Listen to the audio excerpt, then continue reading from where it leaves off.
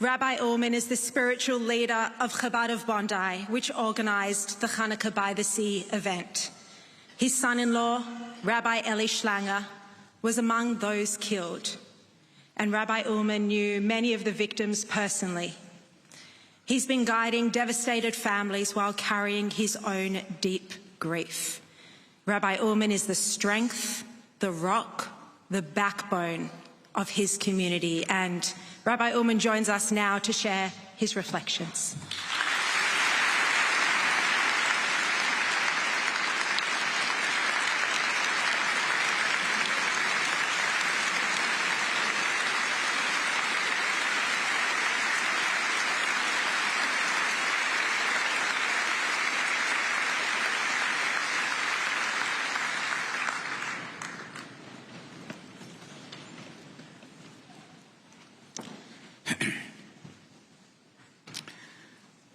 My dear friends, here in Australia and across the world,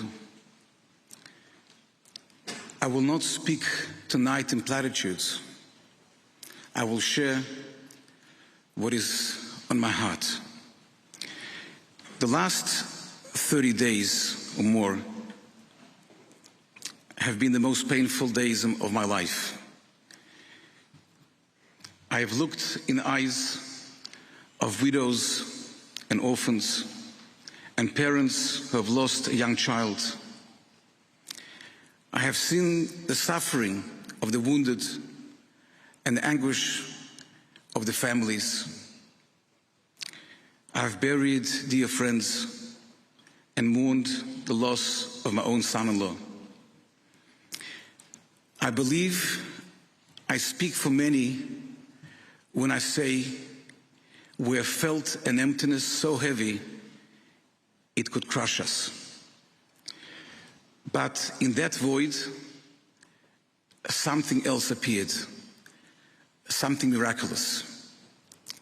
These 30 days have witnessed an awakening in a country like I have never seen before. I have seen an Australia that did not just watch the news, but stood up to change the story.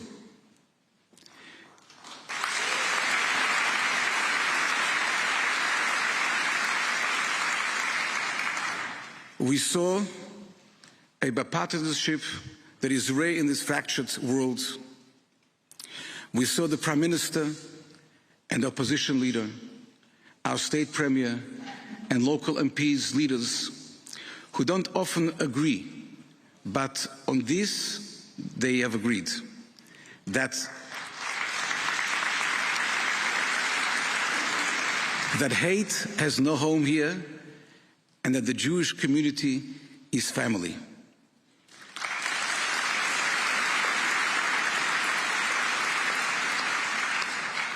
I want to take this opportunity also to thank our Prime Minister, who, as a leader of this country, has taken responsibility and apologized for the tragedy that has occurred.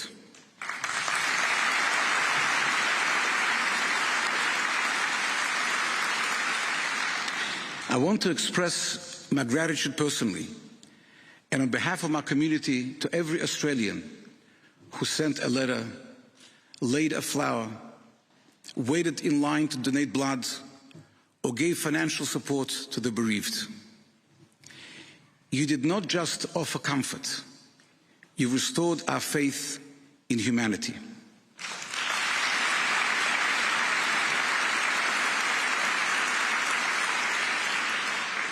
To our leaders and to everyday citizens and neighbors, I say thank you.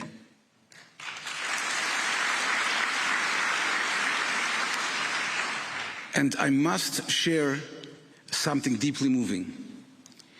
In the midst of our grief, something has stirred within the Jewish community. People are returning. Jews who once felt distant are stepping into the synagogues, opening a prayer book, asking questions, and choosing to live Jewishly again.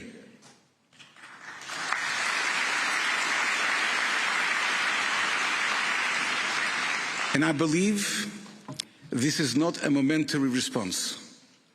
It is the Jewish soul remembering who it is. Standing here tonight, recognizing the strength of this country and the resilience of my people, I say with full conviction, I have never been a prouder Jew, and I've never been a prouder Australian.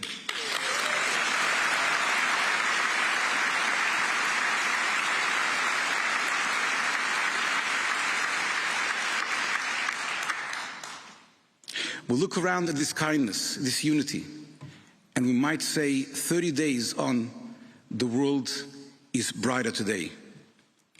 But for families, for the community, the pain remains raw. The void left by 15 beautiful souls is vast. Their physical absence is a wound still deep and aching.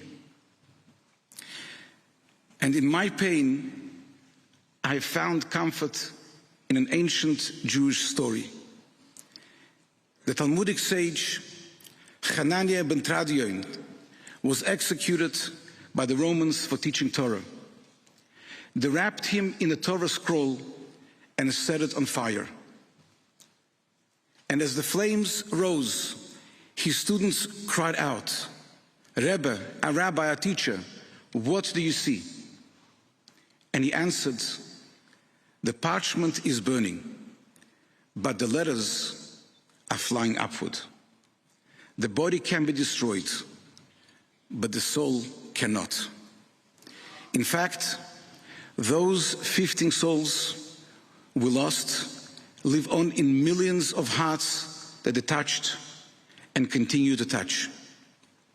The Lubavitcher Rebbe taught that when a soul leaves the confines of the body, it is no longer limited by time or space. It becomes present everywhere, in all the lives it touched.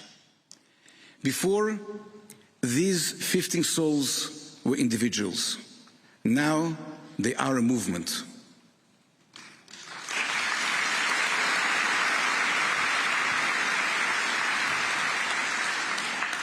And they are more present now because they live in countless hearts at once. Every mitzvah we do, inspired by them, that is their presence. They are the engine of this awakening. My friends, this is our charge. The transformation has begun, but we must sustain it. If we want to honor these souls, we must not only remember them, we must act with them. When we keep Shabbos, they are keeping it with us. When we put on tefillin, they are binding themselves to God through us. When we fill our homes with Torah, we are giving the letters a place to land. And this call is not only for Jews. Our tradition teaches that all humanity has sacred responsibilities to respect life, reject violence, act honestly, honor family, and build a just society. When anyone chooses these values, they are doing a mitzvah and strengthening the moral fabric of the world. We are writing the next chapter of history. Let it be a chapter of unity, strength, and unshakable light.